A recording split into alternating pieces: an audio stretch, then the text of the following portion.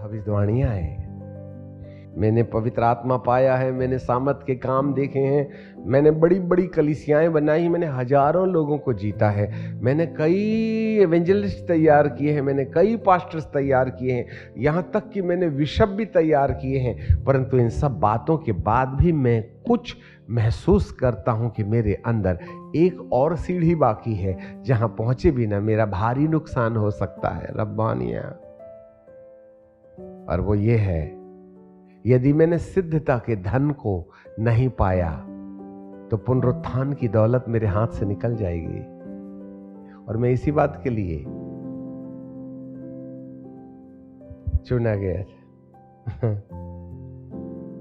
जरा देखिएगा फिलिप्पियों की किताब में, और फिर से पढ़ते हैं, मैं उसको और उसके मृत्युंजय की सामर्थ को और उसके साथ दुख में भागी होने के मर्म को जानूं और उसकी मृत्यु की समानता को प्राप्त करूं, ताकि किसी भी रीति से एनी हाउ जो भी कीमत मुझे देना पड़े, देना हो सकता है, मैं जी उठने का पद पाना चाहता हूं। I want to be a partaker of the power of resurrection when Jesus will appear in the mid-heaven.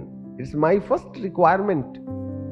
और आगे क्या लिखा है, मेरा यह मतलब नहीं कि मैं पा चुका हूं या सिद्ध हो चुका हूं, मैं उस पदार्थ को पकड़ने के लिए दौड़ा चला जाता हूं जिसके लिए मसीह यीशु ने मुझे पकड़ा था। कहां पकड़ा था? जब मैं घोड़े में बैठ के जा रहा था तब पकड़ा था, गिरा दिया मुझको।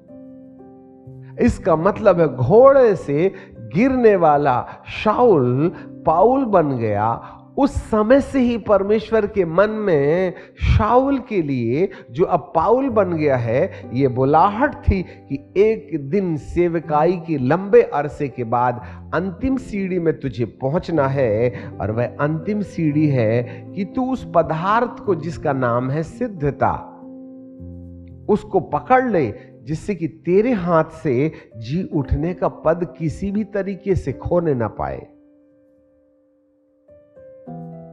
From the beginning only God was planning for the Shaul so he may be a partaker of the power of resurrection. आज कलीसिया के पास में उस पुनरुत्थान में भागी होना है, इस बात का दर्शन ही पैदा नहीं हुआ। और दर्शन के न होने से मेरे लोग निरंकुश हो जाते हैं। Without the vision, the people are perish. हमारा जो दर्शन है कि प्रभु यीशु आया तो मैं जी उठने का हक पाऊं, क्योंकि जब तक मैं जी उठने का हक नहीं पाऊंगा, मुझे जिस उद्देश्य के लिए उद्धार दिया गया है वह मेरे जीवन में पूरा नहीं होने पाएगा।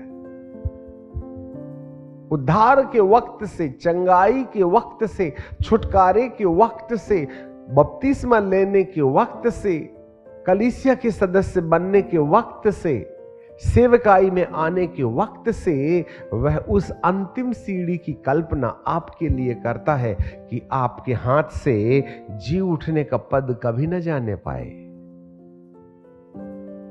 और उस जी उठने के पद तक पहुंचने के लिए सेवकाई मदद नहीं करेगी। प्रभु मैंने तेरे नाम से दुष्ट आत्मा निकाला, प्रभु कहता है निकाला होगा, यह कोई तेरा परिचय नहीं है, मेरे नाम का कमाल है, यह तेरा नहीं है।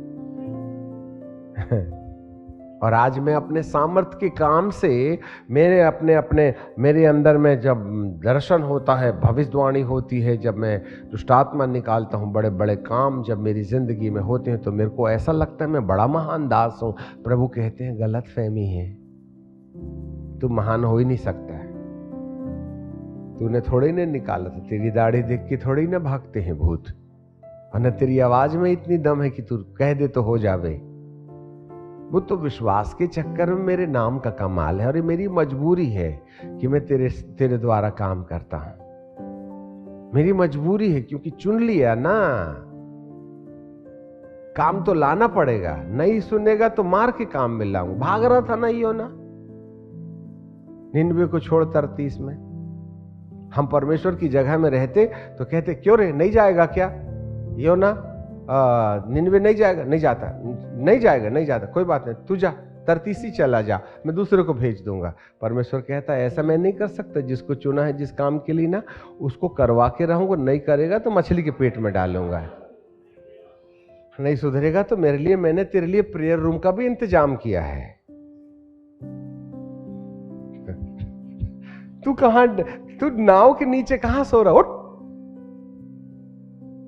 मतलब योना की भी मक्कारी को देखिएगा।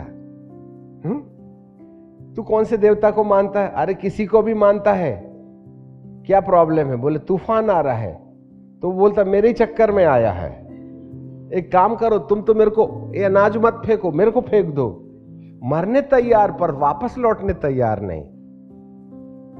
तो नाविकों ने फेंक भी दिया उसको। तो परमेश्वर कहता बाप रे बाप, बड़े कठोर आदमी से पाला पड़ा है। तब उसने मछली को बोला जा तो रे बाबा ऊपर ही झेल ले, नहीं तो उसको ना नाक में पानी जाएगा। तो जैसे उसको फेंके, मगर ने यूं करके मुंह में लेके गया और सीधे गुटुक के, चबाने का नहीं, दांत मारने का नहीं, सिर्फ अंदर सॉलो कर लो, अंदर चला गया। एक दिन हो गया, दुआ ही नहीं करने को तैयार है। 2 दिन हो गया, नहीं करने को तैयार है। तीसरा दिन आ गया, मछली को भी तो भूख लगी है और उसने कहा था फास्टिंग। अब यदि दूसरी मछली खा लेती तो यहां पर मछली और योना के बीच में झगड़ा नहीं चलता क्या? इसलिए बेचारे वो भी फास्टिंग में है। तो धीरे धीरे जब उसके बदन में खाना नहीं मिल रहा था, तो उसके स्टमक का जो लिवर था ना, वो धीरे धीरे सिकुड़ने लगा। तब योना को सफोकेशन हुआ। ये बाबा अब तो दम उखड़ेगा। ऐसा करते हैं, चलो चलते ही चलते हैं, मतलब सामने वाला उपयोग में लाए भी ना छोड़ेगा, नहीं तो मार डालेगा। तब आखिरी दिन उसने दुआ किया, हे पिता परमेश्वर तू कहां है? बोले कहीं नहीं, यहीं हूं तेरे पेट के अंदर। हे प्रभु क्षमा कर दे, तेरे को 3 दिन के बाद में होश आई, क्यों पिट कुट करके मेरी बात मानेगा? पहले दिन मान लेता तो मैं तेरे को यहां क्यों लाता? कोई बात नहीं, चल दुआ कर। 3 दिन के बाद में लौटा हुआ ना, बुद्धू को बुद्धू नहीं कहते हैं। मछली को बोला चलो तुम्हारा उपवास का दिन खाली हो गया, वॉमिटिंग करने जाओ, अंदर का माल खाली होगा तभी ना कुछ नहीं खाएगी। और वो सीधे गई और उसने उगल दिया। तब योना ने कहा नहाने दे, फिर चलता हूं। कई बार कलीसिया भी ना मछली के पेट में ही दुआ करने की आदी है। हम हॉस्पिटल में ही दुआ करेंगे जब नाक में नली रहती है। What God is expecting from His own people? वह तुम्हें चंगाई करने में रुचि नहीं रखता है, आपके मन बदलने में रुचि रखता है। आपकी आवश्यकताओं को पूरा करने में अब उसकी दिलचस्पी खत्म हो गई। वो चाहता है कि तुम मेरे निकटतम वाले रिश्ते में आ जाओ। Have the more closer and closer relationship and the personal intimacy with God. यही परमेश्वर की उम्मीद है। हमें वो एली महायाजक की पोजीशन में नहीं देखना चाहता है, वह हमें शामुएल की पोजीशन में देखना चाहता है, जहां पर वह उस दीवट के उजियाले में हमसे बात करना शुरू करे। बहुत बेचैन है वह हमसे बात करने के लिए। मेरा मतलब यह नहीं है कि मैं पा चुका हूं, परंतु सिद्धता की ओर दौड़ा चला जाता हूं। उस पदार्थ को पकड़ने के लिए दौड़ा चला जाता हूं जिसके लिए मसीह ने मुझे घोड़े से गिराने के समय पकड़ा था। हे भाइयों, मेरी भावना यह नहीं कि मैं पकड़ चुका हूं या केवल एक काम करता हूं, और वो ये है कि मैं पिछली बातों को भूल कर आगे की बातों की ओर बढ़ा चला जाता हूं। Forget the behind and go beyond. पिछली बातों को भूल कर निशाने की ओर बढ़ा चला जाता हूं, दौड़ा चला जाता हूं, ताकि वह इनाम पाऊं। कौन सा इनाम? पुनरुत्थान को प्राप्त करने वाला इनाम पाऊं, ताकि वह इनाम पाऊं जिसके लिए परमेश्वर ने मुझे मसीह यीशु में ऊपर बुलाया है। पुनरुत्थान प्राप्त करने के बाद मुझे मसीह ने नए यरूशलेम में मेरे लिए प्लॉट रिजर्व कर रखा है। मैं यहां प्लॉट 70 साल के लिए खरीदता हूं, परंतु मेरे लिए प्लॉट परमेश्वर ने करोड़ों साल के लिए नए यरूशलेम में प्लॉटिंग करके रखा है। मैं वहां का सपना देखता हूं, मैं वहां जाना चाहता हूं। ऊपर बुलाया है, मेरा प्लॉट यहां नहीं है। हमने जिंदगी यहां के प्लॉट के लिए खर्चा कर दी, यहां के घर के लिए। ठीक है कि नहीं? पर मैं यही बंगला बनाते रहूं और उस बंगले की चिंता ना करूं जिसमें मुझे करोड़ों साल रहना है, तो मैं तो मूर्खों की लिस्ट में रहा। प्रभु ने यह नहीं कहा कि धरती पर रहने के समय तुम कर्तव्य कर्म बंद कर दो। प्रभु ये कहते हैं कि धरती पर रहते रहते जिन कर्तव्यों और कर्मों को हमें करना है लगातार करते रहना है, परंतु इस बात के साथ कि तुम्हारा घर यहां नहीं है, तुम्हारा घर वहां है। वहां की तैयारी के आधार पर तुमको जो कुछ करना है करते रहो, मेरे को कोई टेंशन नहीं है। तुम कार खरीदो, बंगला खरीदो, हवाई जहाज खरीदो, जो खरीदना है वो खरीदो, परंतु वहां के प्लॉट के लिए मटेरियल भी तो भेजो। नींव डाल के रखे हैं, अब मटेरियल ही नहीं भेजे, ऊपर घर बना ही नहीं, और आ गए हम बैग बस्ता लेके। फाउंडेशन में पलंग लगा के रहोगे क्या? मुझे ऊपर बुलाया है, और आज तक जहां जाना है, सुनो हमारी बात को, जहां जाना है वहां जाने के लिए अभी तक धरती का एक भी प्रचारक, मेरी उम्र की सन 70 में हमने सबसे पहला संदेश सुनाना शुरू किया था। सन 1980 में हमने पवित्र आत्मा पाया था, आज से 43 साल पहले। आज से 53 साल पहले हमने पहला सुसमाचार सुनाया था, बीज बोने वाला। इन सारे समयों के पड़ाव में मैंने आज तक नए यरूशलेम में 1000 साल तक हमको रहना है, वहाँ घर बनाना है, वहाँ प्लॉटिंग खरीदनी है, उस घर के लिए मटेरियल सप्लाई करना है, और वो घर हमारे लिए ऊपर तैयार हो रहा है। और जब यीशु आएंगे हमको महिमा की देह देंगे और हमको वहाँ बिठाल देंगे, तब धरती में 7 साल का महाक्लेश काल होगा। जब 7 साल में धरती को उलट पुलट करके जब परमेश्वर इसको व्यवस्थित करेगा, तब वही नई यरूशलेम इस धरती पर आएगा और वहाँ हम 1000 साल तक राज्य करेंगे।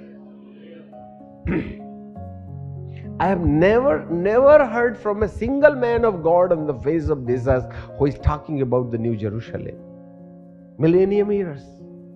आपने भी हजारों प्रचारक सुना है, मुझे नाम तो बता दो जिसने 1000 साल के राज्य में क्या कुछ होगा उस राज्य के बारे में भी प्रकाश दिया होगा।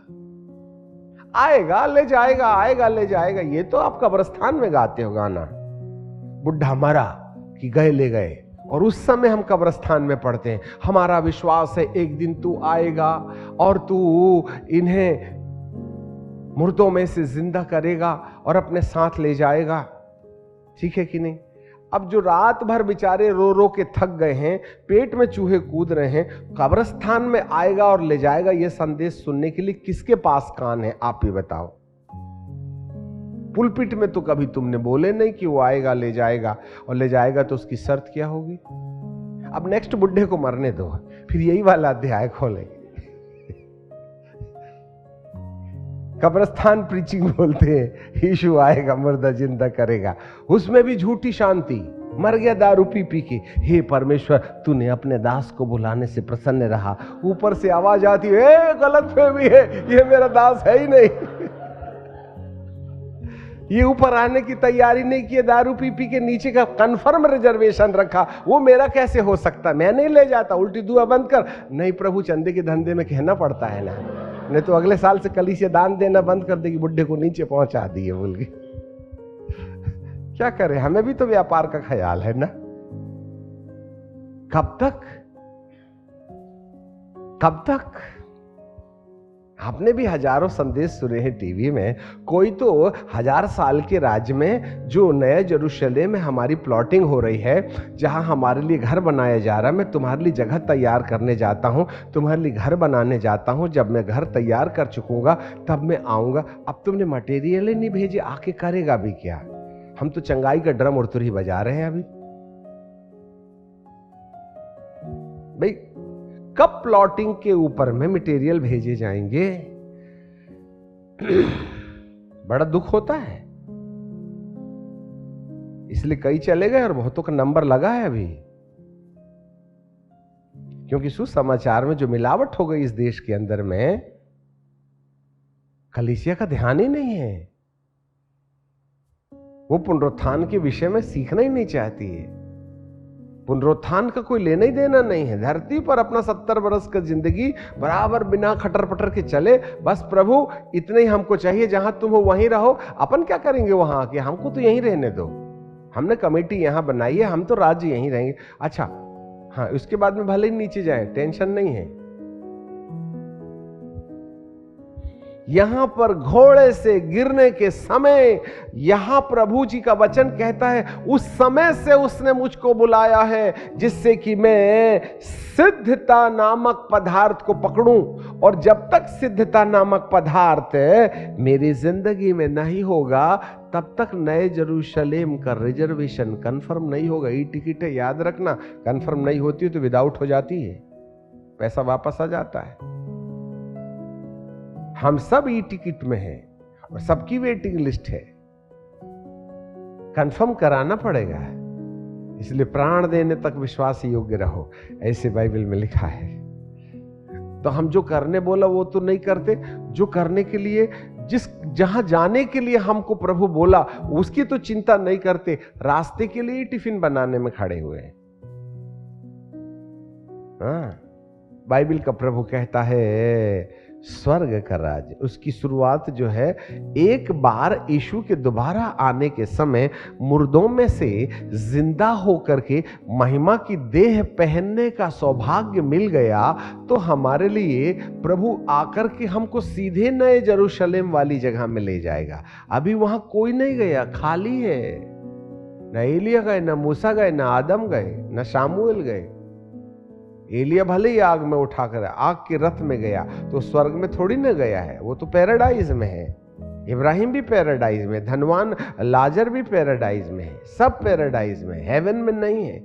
हेवन का दरवाजा है न्यू जेरूशलेम, जो स्वर्ग में स्थापित होगा। और न्यू जेरूशलेम का दरवाजा उस समय खुलेगा जब प्रभु यीशु मसीह का दोबारा आगमन होगा, और मुर्दे उसके पीछे जीवित और महिमा की देह पहन करके एक बड़ी भीड़ जब यीशु के पीछे उसके नेतृत्व में खड़े हो जाएंगे, तब नए जेरूशलेम का दरवाजा खुलेगा। और वही है स्वर्ग के दरवाजे की एंट्री पॉइंट, रिसेप्शन है नया जेरूशलेम। स्वर्ग की शुरुआत 1000 साल से शुरू होगी। 1000 साल जो है 1000 ईयर, जैसे किसी होटल में जाओ तो सामने वाला कमरा होता है ना रिसेप्शन का, बोलते बैठिए, चाय लीजिए, पानी लीजिए, हमका लीजिए, डमका लीजिए, बाद में कमरे में जाइए, तुम्हारा आधार कार्ड लाइएगा, पैसा पहले भरिएगा। यह है रिसेप्शन। नया जेरूशलेम रिसेप्शन है, जो रिसेप्शन में तुमको इसी धरती पर 1000 साल रहना है। तब नए जेरूशलेम में रहने वाले और प्रभु यीशु जो महिमा की देहधारी लोग होंगे, अंतिम न्याय होगा श्वेत सिंहासन के सन्मुख। तब प्रभु यीशु मसीह अपने आप को और जितने लोग महिमा की देह पहन करके खड़े हैं उन सब के साथ पिता परमेश्वर के सन्मुख डाल देगा। तब प्रभु यीशु मसीह कहेंगे, यीशु तुम इसी नए जेरूशलेम में, और तुम्हारे पीछे जितने लोग पुनरुत्थान को पा लिए हैं, ये सब इसी नए जेरूशलेम में अंदर आ जाओ। और फिर संपूर्ण जेरूशलेम के साथ संपूर्ण महिमा की देहधारी लोगों को स्वर्ग में एंट्री देगा। स्वर्ग बहुत बात की बात है। तुम तो पहले 1000 साल के अंदर में नए जेरूशलेम में प्रवेश करने की तैयारी करो, फिर स्वर्ग का सपना देखना। बताइए कितने साल से बाइबल पढ़ रही है धरती के अंदर कलीसिया, उसको मंजिलें नहीं दिख रही है। जब दर्शन ही नहीं होगा, भाई आईएएस बनने के लिए एक व्यक्ति 4 साल तैयारी करता है और 12 घंटे पढ़ता है, और जिसको पास होना है ना, 15 दिन पहले 4 ऑब्जेक्टिव टाइप किताबें ले आओ, है ना, 100 में से 50 फंस जाएंगे। अब टिक मार्क मारो, चले आओ, कम से कम 40 से 50 नंबर मिलना तय है। इनको आईएएस नहीं बनाते, उसकी तैयारी करनी पड़ती है। पास तो कोई भी होता है, आईएएस सब नहीं ना बनते हैं। आईएएस बनने वाले को घर छोड़ करके पराए देश में, पराए शहर में जाके वह 12-12, 18-18 घंटा पढ़ता है, घोंट करके पी लेता है दूध में ब्राउनवीटा समान ज्ञान की किताब को, तब जाके फ्लुएंटली इंटरव्यू होता है उसका, तब ना आईएएस बनते हैं। 60 नंबर वाले को कलेक्टर नहीं ना बनाएंगे हम। तैयारी होनी चाहिए, दर्शन ही नहीं है आज हमारे पास। आज विश्व की कलीसिया उस नए यरूशलेम में जो हमारे स्वर्ग का रिसेप्शन है, जिसमें हमें 1000 साल इसी धरती पर आकर के रहना है, उसके एंट्री के लिए हमारी क्या रिक्वायरमेंट्स है जिसको हमें फुलफिल करना है, इसके बारे में आइडिया देने वाले लोग धरती पर नगण्य हैं, वेरी फ्यू, और है भी तो उनको कोई पहचानता नहीं। और इस सेवकाई के इस पड़ाव में जब वह अपनी बुद्धि में परमेश्वर की योजना के मामले में इतना शार्पन हो गया है, तब वो कहता है, हे प्रभु, मेरा मतलब यह नहीं कि मैं सिद्ध हो चुका हूं या सिद्धता का पहाड़ सिद्ध हो चुका हूं, या फिर मैं सिद्धता का धन या पदार्थ पकड़ने के लिए दौड़ा चला जाता, जबकि हर प्रकार का अंदाज उसके पास है, बट इसके बावजूद भी वह अपने मन में कई जगह हारा हुआ है। He defeated with his own self.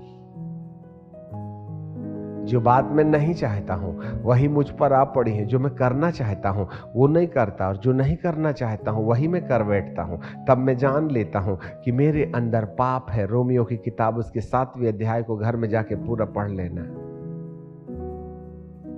His failure. एक दो लाइन पढ़ ही लें, बुक ऑफ रोमन चैप्टर 7। अब यहां पर लिखा है 23वें पद में, परंतु अपने अंग में दूसरे ही प्रकार की व्यवस्था दिखाई देती है जो मेरी बुद्धि की व्यवस्था से लड़ती है और मुझे पाप की व्यवस्था के बंधन में डाल देती है। 24 पद, मैं कैसा अभागा मनुष्य हूं, मैं कैसा अभागा मनुष्य हूं, मुझे मृत्यु की देह से कौन छुड़ाएगा।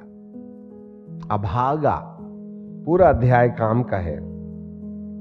मैं अभागा क्यों? घोड़े से गिरे तो पवित्र आत्मा नहीं पाए थे क्या? पाया था।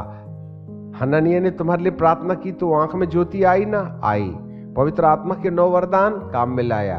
प्रार्थना करने के समय शरीर छोड़ के स्वर्ग जाने का अंदाज था। क्या देखा? ऐसे देखा, और जो देख करके मैं यदि बताऊंगा तो लोग मुझे पागल कहेंगे, इसलिए मैंने सारे दर्शन छुपा के रख दिए।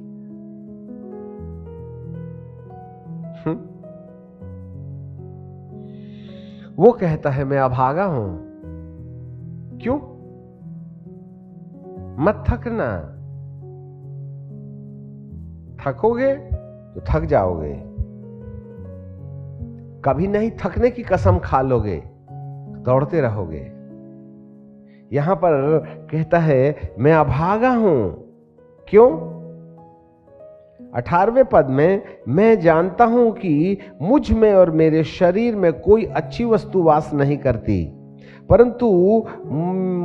परंतु भले काम मुझसे बन नहीं पड़ते, क्योंकि जिस अच्छे काम की इच्छा करता हूं वो तो नहीं करता, और जिस बुराई की इच्छा नहीं करता वही किया करता हूं। यदि मैं वह करता हूं जिसकी इच्छा नहीं करता तो उसका करने वाला मैं न रहा तो क्या भूत है अंदर? हाँ,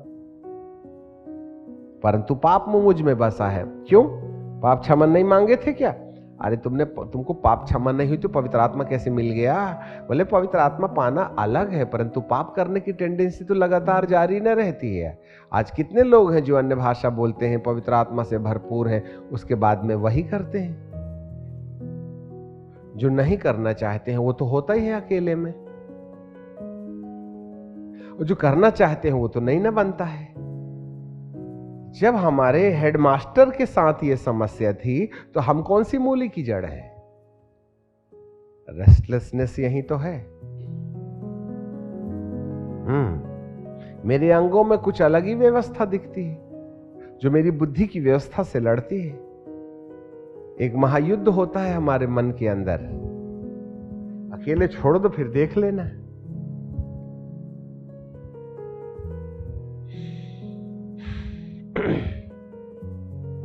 The war was going on. सिद्धता है कहां? मेरा मतलब ये नहीं है कि हम निराश हो जाएं।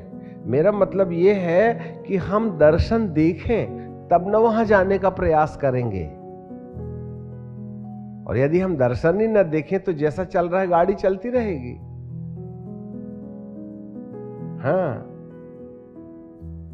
यहां पर बाइबल का परमेश्वर कहता है, बाबा पौलुस अपनी जिंदगी में थकावट का अनुभव करते हैं, परंतु एक समय आता है जब वे पहला कुरिन्थियों की किताब अध्याय के 27 पद में ऐसा कहते हैं, है ना? 1 Corinthians chapter 9 in verse 27 निकालने ज्यादा अच्छा है, उसको अंडरलाइन कर लें, VVIP लगा लें, वेरी वेरी इंपॉर्टेंट। तो वहां लिखा है, पर मैं अपनी देह को, मतलब ये वाली नहीं, हाड़ मांस वाली पर मैं अपनी देह को, हाड़ मांस वाली को नहीं, इस हाड़ मांस को चलाने वाला एक सिस्टम है जो हमारे खून के अंदर बहता है, जिसका हेडक्वार्टर हमारे सिर में है, और जहां मेरे प्रभु को सिर रखने की जगह नहीं है। मैं अपने देह को मारता, कूटता और वश में लाता हूं, ऐसा ना हूं कि मैं औरों को प्रचार करके अपने आप को किसी रीति से निकम्मा ठहराऊं। ये अंदर का मामला है। बाहर हमें लोग बहुत अच्छा देखते हैं, मेरे बारे में बोल रहा हूं, अरे पास्टर साहब, बिशप साहब, वाह क्या बात है, बड़ा मजा आता है। वो तो कमरे में क्या चल रहा है मेरे को वो देखता है, आप नहीं ना देखते। कई बार दुआ के बहाने तो क्या क्या हो जाता है, मैं क्या बताऊं। Listen me carefully. मारता हूं, कूटता हूं, अपने वश में लाता हूं।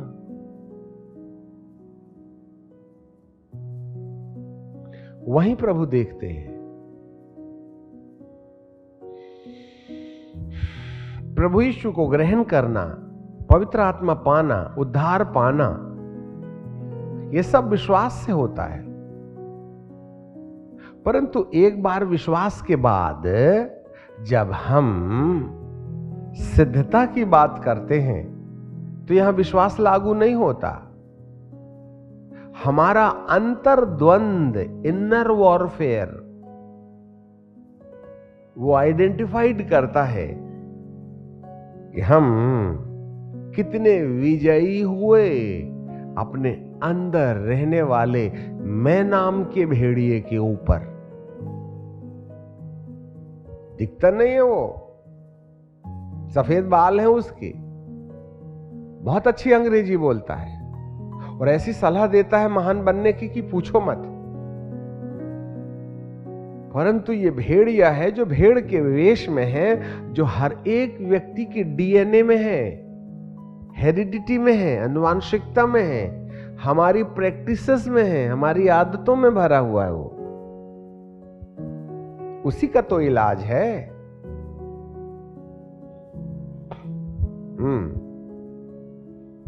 दूध तो कहने का मतलब यह हो गया कि मैं अपने आप को मारता हूं, कूटता हूं, उसको वश में लाता हूं। एक जगह वो कहता, हाय मैं कैसा अभागा हूं, मेरे शरीर में मैं वो जो नहीं चाहता वह मैं करता हूं, और जो करना चाहता हूं मुझसे बनता नहीं।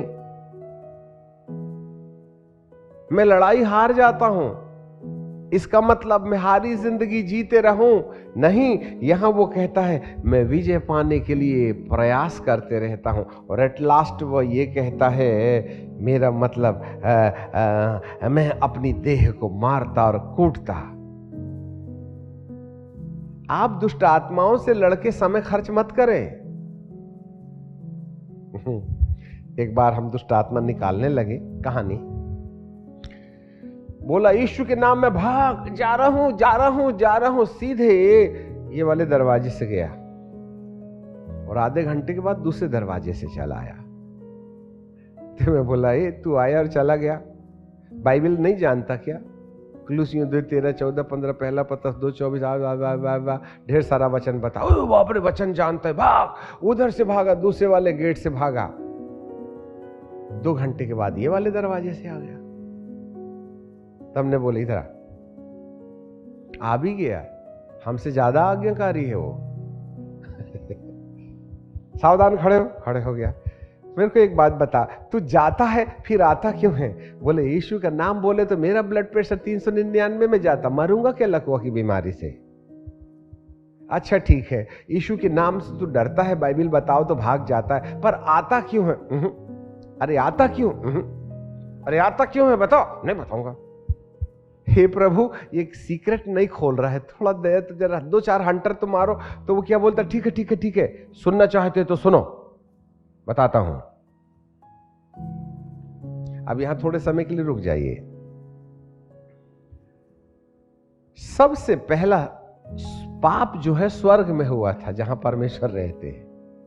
लो साहब, जब स्वर्ग में पाप हो सकता तो धरती में होना जायज है। तो पाप कैसे हुआ?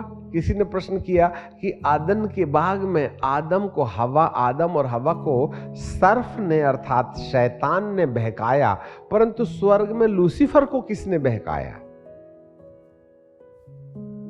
बड़ा मुश्किल था हमारे लिए भी, सही तो बात है। आदम के बाग में आदम को शैतान ने फल खाने के लिए भड़काया, परंतु स्वर्ग में लूसीफर को कौन बहकाया? उसको किसी ने नहीं बहकाया, वो खुद ही बहक गया। कैसे बहका? एक दिन बड़ी फुर्सत से बैठा था बेचारा, उसने ऐसा ऐसा पंखा हिलाया, म्यूजिक बजी, अरे कितनी अच्छी आवाज आ रही है। क्योंकि उसको इतना काम था कि फुर्सत ही नहीं मिलती थी, परंतु आज फुर्सत है उसको। फिर दूसरा पंखा हिलाया, अरे वाह। फिर पैर हिलाया तो ड्रम बजा, फिर दूसरा पैर हिलाया तो गिटार बजा। वंडरफुल। अरे मेरे अंदर में इतने इतने ढेर सारे म्यूजिक, पूरा ऑर्गन भरा, मेरे को तो आइडिया ही नहीं था, क्योंकि उसने अपने आप को झांक के ही नहीं देखा था। आज फुर्सत में झांक के देखा। हाँ, अपने को आईने में झांकने की बहुत आदत है। चलिए साहब, फिर स्वर्ग, हे रामू इधर आ। थोड़ा पंख तो हिला, उसने हिलाया। अरे तेरे पंख में म्यूजिक नहीं क्या? नहीं, मैं हिला तो रहा हूं पर म्यूजिक तो बजी नहीं रही है। ओके, अच्छा दूसरा पंख हिला तो ड्रम बजा क्या? नहीं बजा। फिर लूसीफर ने यूं यूं हिलाया, अरे तब उसने क्या देखा कि दूसरे स्वर्गदूत के पंख में म्यूजिक है ही नहीं और मेरे पंख में म्यूजिक है। तब दूसरे स्वर्गदूत को और अपने बीच में अंतर पैदा करने के लिए एक नई डिक्शनरी उसने छापा और उसका नाम था मैं और तू। I am and you are. अब तक इसके मुंह से ये आई एम नहीं निकला था, ये परमेश्वर का नाम है। I am that I am. परंतु आई एम शब्द को जैसे लूसीफर ने अपने अंदर में स्वीकारा कि मैं अलग हूं, ये अलग है, उस समय वो क्या कहता है? बाजूत, ठीक है। और उसी दिन उसका नाम परमेश्वर ने एक नई डिग्री जोड़ दी, विनाश का पुत्र, शैतान, दुष्ट, पता नहीं कितने ढेर सारे नाम जोड़ दिए। उसका नाम बदल गया। खैर लंबा समय लगा, उसको नीचे गिरा दिया। और वही है शैतान जो मध्य आकाश में बन करके हमारे और तुम्हारे लिए गले की हड्डी बन के बैठा है। ठीक है कि नहीं? उससे पूछो तू पापी कैसे हुआ रे? किसने बनाया तेरे को पापी? कुछ नहीं, मैं खुद ही हो गया पापी। क्या किया था? घमंड। तो लूसीफर को शैतान में किसने बदला? जोर से बोलो। घमंड ने। तो शैतान का बाप कौन ठहरा? घमंड हुआ। समझ गए ना बात? अच्छा चलिए साहब, अब ये दुष्ट आत्मा की बारी आती। ए तू गया तो गया, फिर आया क्यों? बोले मजबूरी थी। क्या मजबूरी थी? बहुत मुश्किल से उसने मुंह खोला और कहा, देखो तुम मुझको निकालते हो और मेरे बाप को अंदर रखते हो। मेरा बाप तुम्हारे अंदर है, जिसने मेरे को शैतान में बदला वो तो तुम्हारे अंदर रहता है, उसी चक्कर में आता हूं। एक काम करो, तुम बेटे को भगाते हो, बाप को अंदर रखते हो, मेरे बाप को भी निकालो तो हम बाप बेटा जाएंगे, सपने में भी गली में नहीं आएंगे।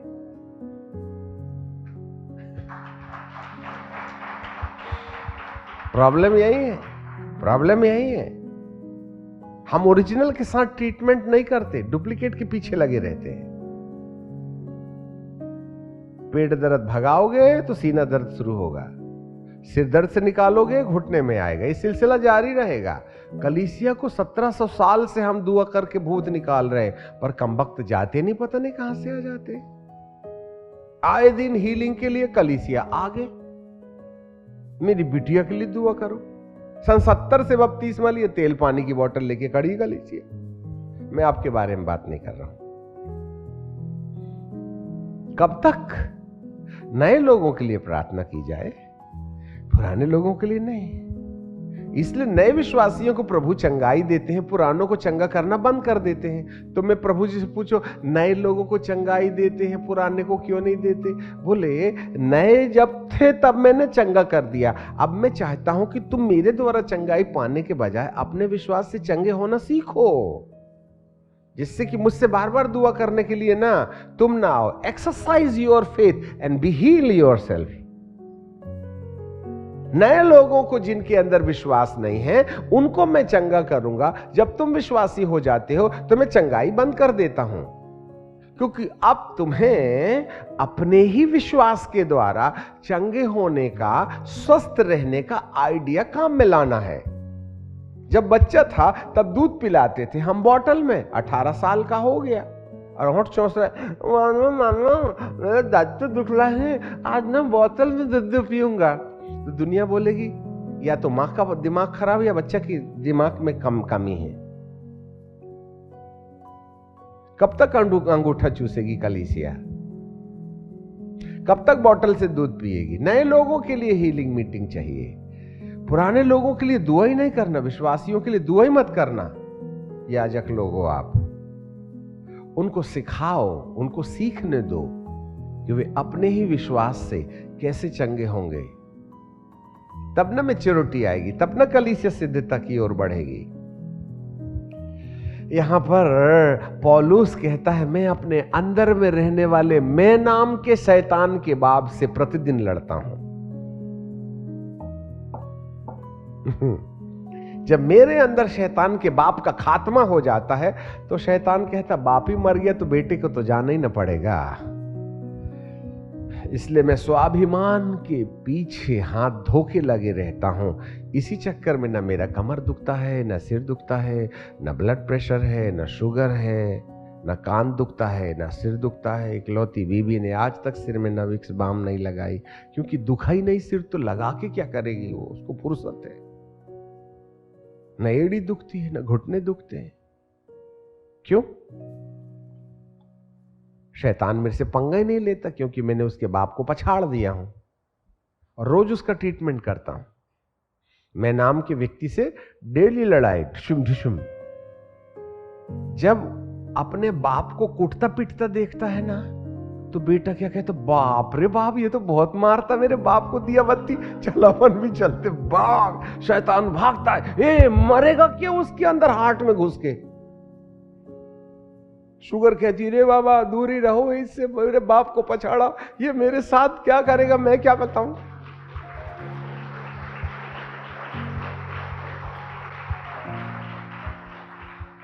समझ में बात को?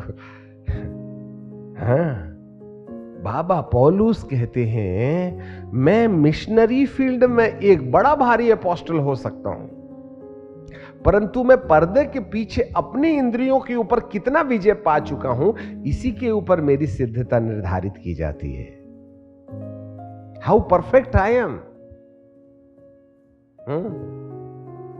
हम दक्षिण भारत के सुप्रसिद्ध प्रचारक रहे, आजकल कम हो गया है क्योंकि बहुत होशियार लोग हुए हैं आजकल वहां, तो थोड़ी थोड़ी मलयालम के शब्द हम पिकअप कर लेते हैं। सिद्धता के लिए जो शब्द इस्तेमाल किया जाता है, तिगंजवनायम, तिगंजवनायम। कई बार मलयालियों से पूछे तिगंजवनायम क्या रहता है, क्या होता है, उनको एक भी समझ में नहीं आया है। हाँ, मतलब सिद्धता, परफेक्शन। यह एक भयंकर संदेश है। धन्य है वे जो आत्मा के चलाए चलते हैं, क्योंकि वे ही परमेश्वर के पुत्र होंगे। आज विजडम हमारे लिए सबसे बड़ा एनिमी है। हमारी ओन सेल्फिशनेस, सेल्फ राइचियसनेस, उसको मलयालम में कहते हैं स्वयं नीति, सेल्फ अंडरस्टैंडिंग। बाइबल को अपने तरीके से तोड़ मरोड़ करके उसका ट्रांसलेशन करना हमारे लिए खतरनाक साबित हो सकता है। यस, इसलिए हमें परमेश्वर के आत्मा के सानिध्य, उसकी अधीनता में रहने की प्रैक्टिस करनी है। तभी हम इस भेड़िए को जो मैं नाम का है उसके ऊपर विजय प्राप्त कर सकते हैं।